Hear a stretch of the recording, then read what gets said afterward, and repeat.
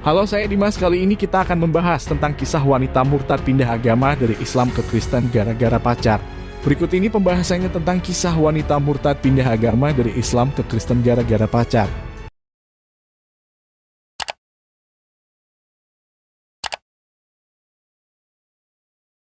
Jakarta Insertwifus, seorang wanita yang menceritakan perjalanannya pindah agama dari Islam menjadi Kristen menjadi viral di laman TikTok. Kisah yang diunggah akun @self_ ini telah ditonton sebanyak 2,3 juta kali dan mendapat ribuan komentar.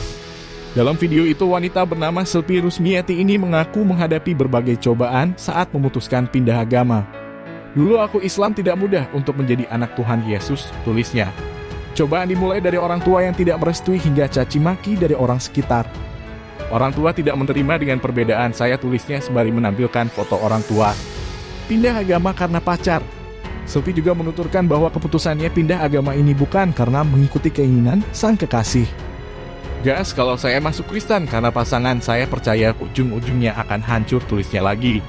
"Saya datang karena rasa keingintahuan saya tentang Yesus," jelasnya. Wanita yang dulu berhijab itu menceritakan bahwa ia seperti mendapat pencerahan kala dipertemukan dengan dua orang wanita yang membuatnya berani mendatangi gereja. 2 tahun ke gereja, Selvi akhirnya memutuskan dibaptis pada 24 Agustus 2019 lalu. "Puji Tuhan, selama ini meski banyak ujian berat yang saya dapat, itu cara Tuhan memproses hidup saya yang baru. Saya tidak kecewa dengan hidup saya yang baru ini," tegas Selvi. Video yang bergulir viral di media sosial ini pun mendapatkan komentar pro dan kontra dari netizen. "Dulu aku Islam tidak mudah untuk menjadi anak Tuhan Yesus," tuturnya dikutip dari akun @selfer_. Lebih lanjut, Selvi mengatakan bahwa awalnya dia mendapat banyak cacian hingga makian. Meski begitu, ia tetap mendengar ucapan-ucapan negatif tersebut dengan sabar.